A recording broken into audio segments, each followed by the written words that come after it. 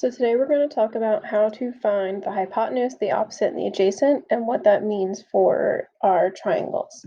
So before we can get started, we have to make sure we get down some notes. So the hypotenuse, that hopefully you guys discovered last week, is the longest side of your triangle.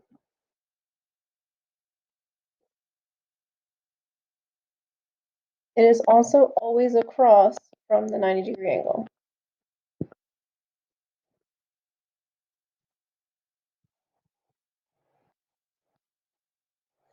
Our opposite is always going to be across from whatever angle we're looking at. So it is the side length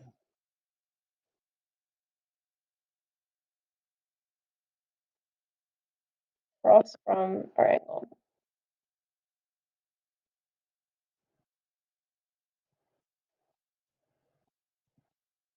And that means that our adjacent is going to be the side length next to our angle, or the one that's touching our angle.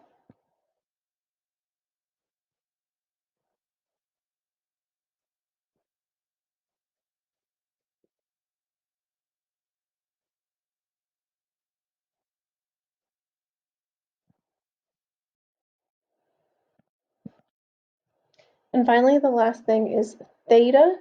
So this weird zero that has a line through it is called theta. And we use theta for our angle, used to represent an angle. Kind of like how we use x to represent like a missing side or a missing variable. Theta is essentially x, but it's when we use it for degrees.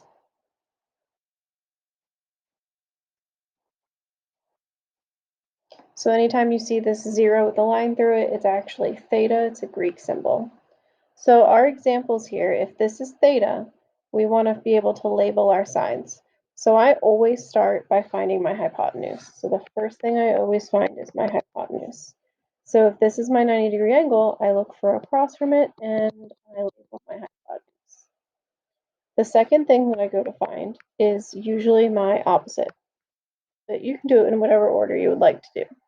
So I always go to theta, and then I draw a line just like I did for my 90-degree angle, and I go this way, and that helps me know that this is my opposite. And then last but not least is my adjacent, and that's just whatever side is left over. So I can do the same thing on this triangle. So over here is my hypotenuse, and then I go from theta across, that's my opposite, and then my last one that I don't have any label for is my adjacent. So when we look at these problems, we want to figure out what three sides we have. So I am given my theta and my right triangle. So I go across and I have my hypotenuse. I go this way, I have my opposite, and then my last one is adjacent. Again, if I had this triangle, here's my hypotenuse, this is my opposite, and this is my adjacent. And my third triangle, hypotenuse, opposite, adjacent.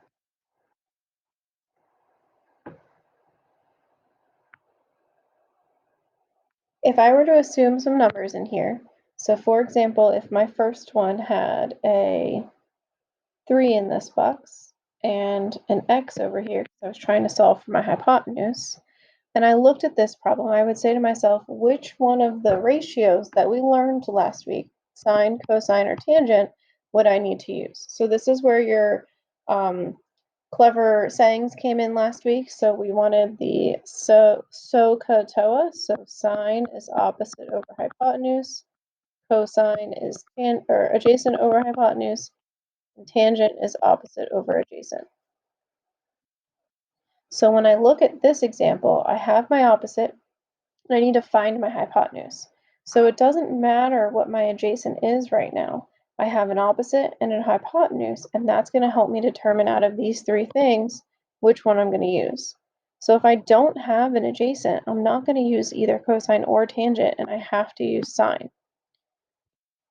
So for this first example, we're going to use sine. If I look at my second triangle, maybe I had a 3 here and an x here. Now when I look at this example, I have a 3 for my adjacent and an x for my hypotenuse. So that means when I come over here, I have adjacent and hypotenuse, that's a and h. And the only option that has a and h is cosine. So that means that I'm going to use cosine to solve this one. And finally, if I had the scenario that there was a 3 here and a 4 here, I have an opposite and an adjacent, which means that I'm going to be using tangent.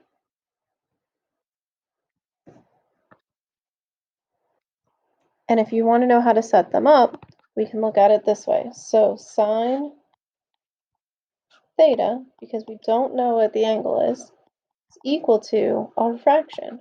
So opposite over hypotenuse. So 3 over x. Cosine is cosine theta equals 3 over x in this scenario. And this one would be tangent theta is equal to 3 over 4.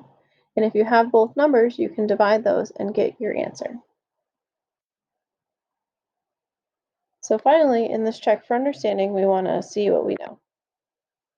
So it says below you have a triangle with side lengths of 15, 20, and 25. Using that triangle to decide if each of the statements are true or false. So it says the side with the measure 25 is hypotenuse. So before I even start, I can go ahead and label this just like I was labeling before.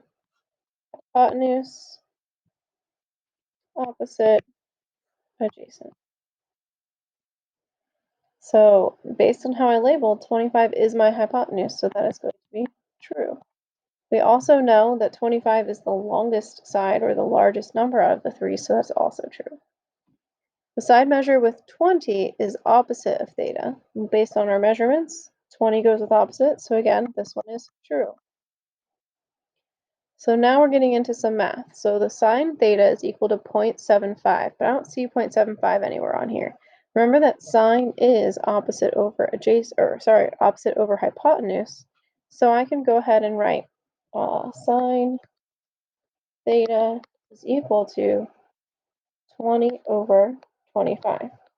And now I can do 20 divided by 25 in my calculator and figure out what I get.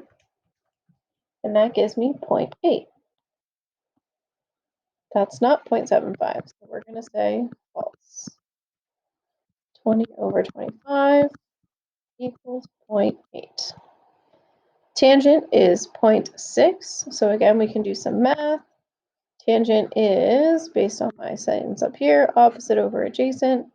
So tan theta is equal to 20 over 15.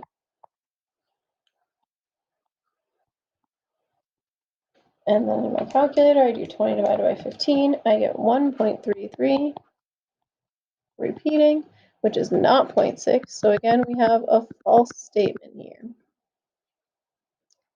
The theta is an acute angle. So we're asking about this angle here. And if we don't remember what acute means that it's going to be less than 90 degrees.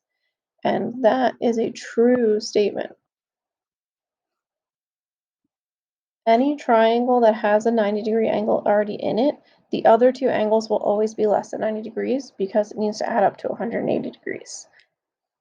So finally, to find cosine, you would divide 15 by 25. So remember that cosine is the adjacent over hypotenuse. So when I go and look at my picture, cosine theta is adjacent over hypotenuse. So 15 over 25. So this is a true statement. All right, now it's your turn. Go ahead and try the practice problems on the back.